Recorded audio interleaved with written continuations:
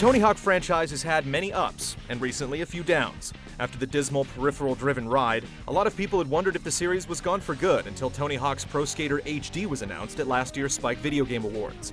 The series is going back to its roots with this upcoming downloadable release, and here are the 4 most important things to keep in mind as it prepares to drop in.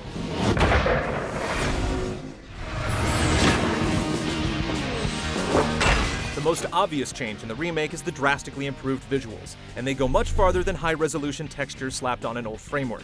The entire game has been rebuilt from the inside out. Rails and pipes that were once octagon-shaped now have smooth curves. Skaters that once looked like rough approximations of the real thing now feature enough rich detail to make them immediately identifiable. But the biggest improvement is, without a doubt, the texturing. The original PlayStation and Nintendo 64 both utilized pixelated low-res textures that gave the graphics a grainy, glitchy look. But all that has been rectified in HD.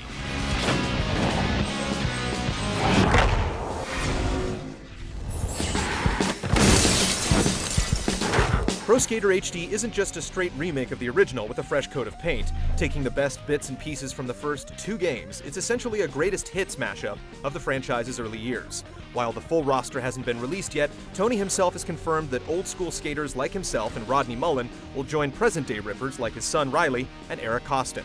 The always-on-point soundtrack brings several classics from the first couple games back for an encore, along with a few more current selections. Levels have been carefully selected to pluck the very best from both games, so expect the Mall, Venice Beach, School 2, The Hangar, and many more to make the final cut. Just don't expect any completely new venues.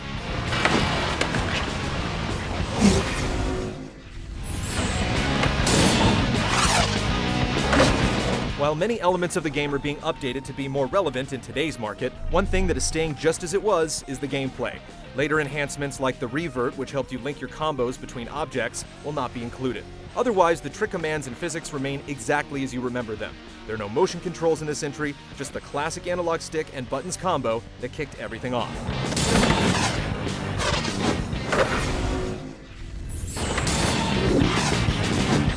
Activision has been coy on the details so far, but Tony Hawk has confirmed that there will be at least 5 different online modes included in the final release, something that simply wasn't possible when the 2 games initially hit retail. Considering that both of these games tapped into the drive to attain the highest possible score on each level, the inclusion of online leaderboards should keep the competitive juices flowing. Being able to compete head-to-head on some of these levels for the first time should also serve as a nice stopgap for fans hoping for a full-fledged Pro Skater sequel. The skateboarding genre may seem like it's fizzling out, but with the right performance, this HD remake of games so near and dear to players' hearts might be able to stoke the flames once again. Stay tuned for our full review of Tony Hawk's Pro Skater HD in the coming months.